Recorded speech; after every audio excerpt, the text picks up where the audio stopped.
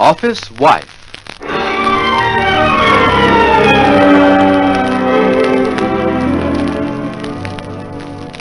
The story of the girl who married her boss and of the girl who took over.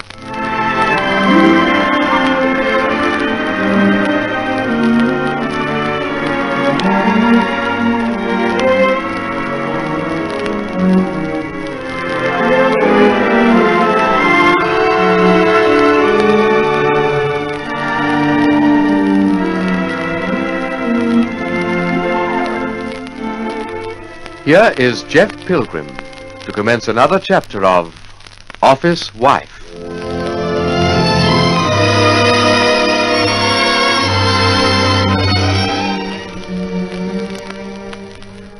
We took a pretty big risk sending Hooper into Palmer's flat, masquerading as a telephone man. And all for nothing, the way it's turned out. With Palmer laid up in hospital, it looked like a golden opportunity to make a decent search. But no luck. Hooper's here in my office at the moment, and don't ask me why, but I'm not altogether satisfied with his story.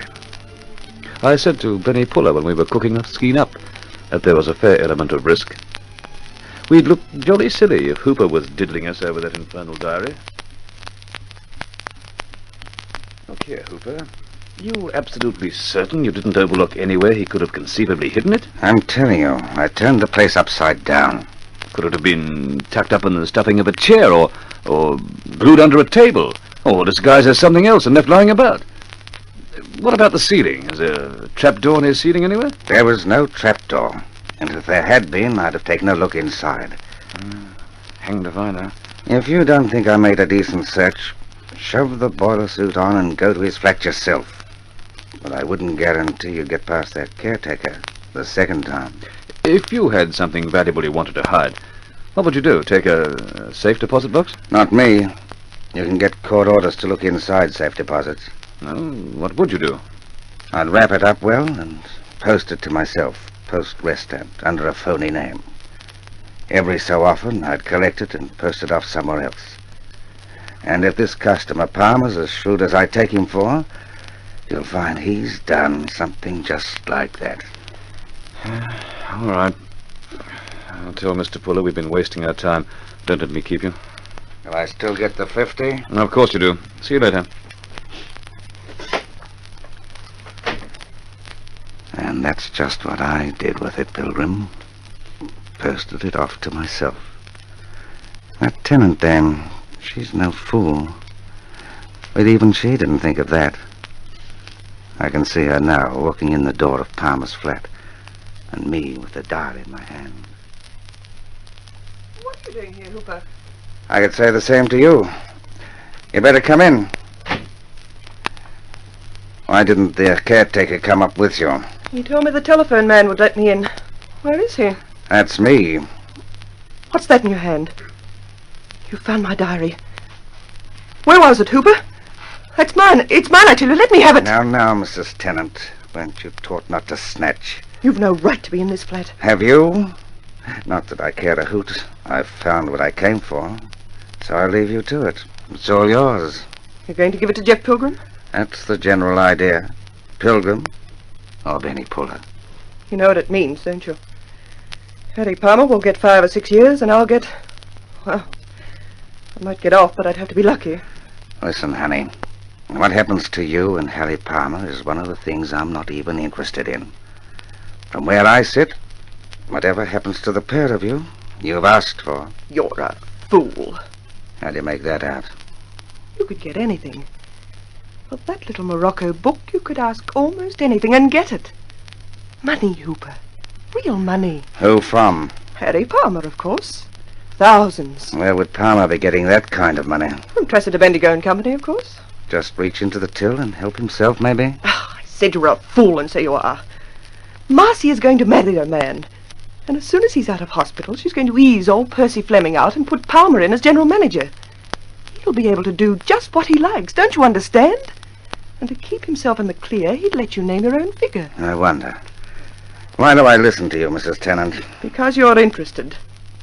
How much is Puller paying you to burgle his flat? 50 of the best. Not that it's any of your business. 50 miserable pounds? £5 you'd hand over something you could get 5,000 for. And you think you're smart. Suppose I hung on to this little red book for a day or two. How do I know you wouldn't go straight to Puller yourself and say, Hooper has the diary? Would I cut my own throat? I wouldn't like to predict anything you do. All I want is to see the rotten thing burn. I could cut my hand off for ever keeping it in the first place. I bet you could, too. You can stand there and laugh. Hooper, keep it. Don't let them have it. I'm pleading with you to make money yourself. And to help me, too. Will you? Mrs. Tennant, you tempt me. No one will ever know you found it but me. Hooper, please, I'm desperate. What do Puller and Jeff Pilgrim mean to you? Please, Hooper, do as I say. If I thought I could get away with it... You can. You'd be mad to give them that book. You'd be insane to throw away an opportunity like this. Will you keep it?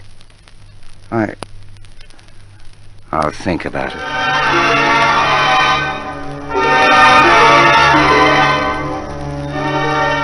What do you want, Hooper? Don't tell me you've come to the hospital to ask after my health. Why not? You had a nasty smash. Smoke? Thanks. You know, I told you and your partner, Mrs. Tennant, we'd catch up with you one day. Well, we have. I'm still in plaster, Hooper, but that doesn't mean I scare any easier. What are you talking about? I had an interesting half hour in your flat this morning.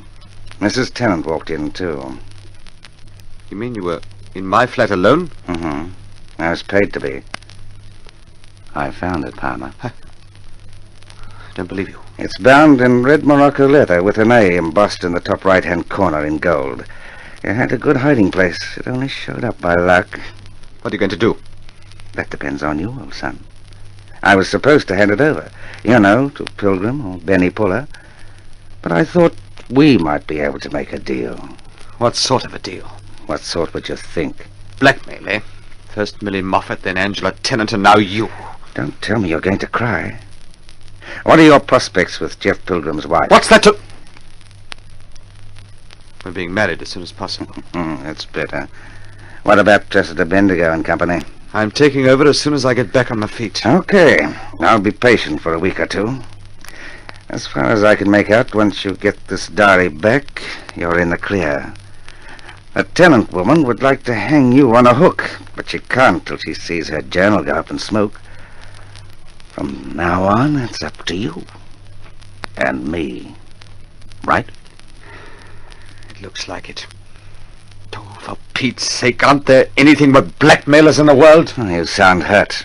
I'm not blackmailing you, Palmer. I'm just offering to sell you something you should be glad to buy. Only get this into your scon. No funny business. This time you're through if you'll make a mistake. So think it over. Well?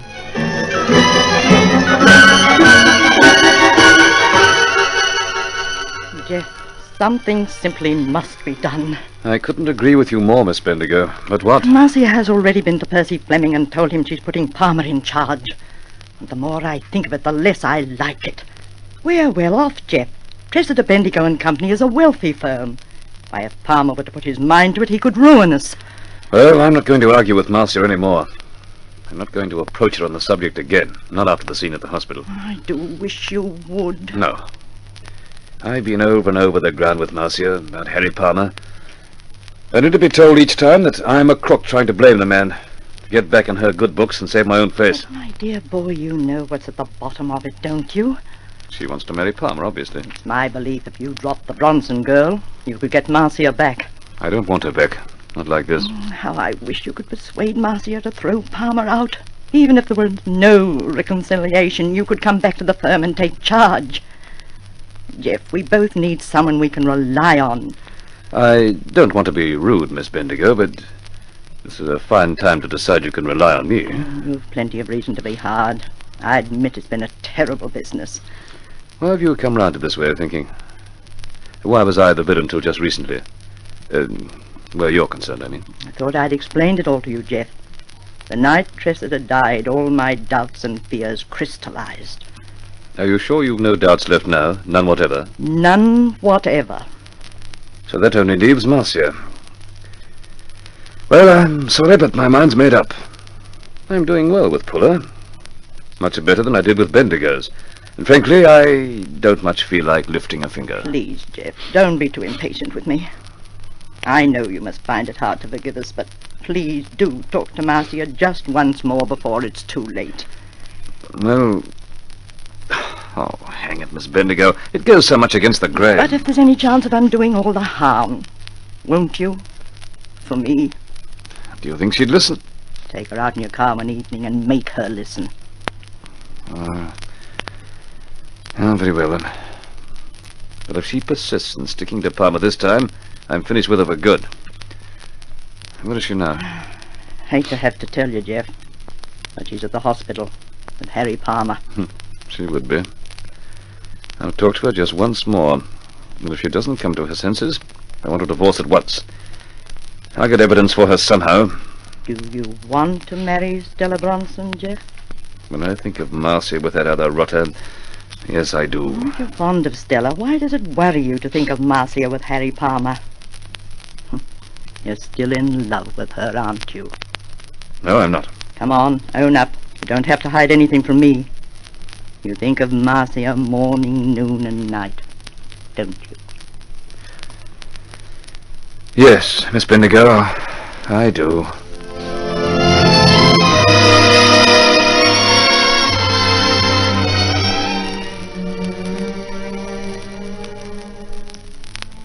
Unsatisfied that Marcia has only blinded herself to the truth of this dreadful affair because of Jeff and the Bronson girl. I know I thought the same as everyone else till recently, so why shouldn't Marcia? Only there was some way of getting Stella off the scene. Then Marcia might listen to reason. Would it do any good if I saw Benny Puller, I wonder? He might help.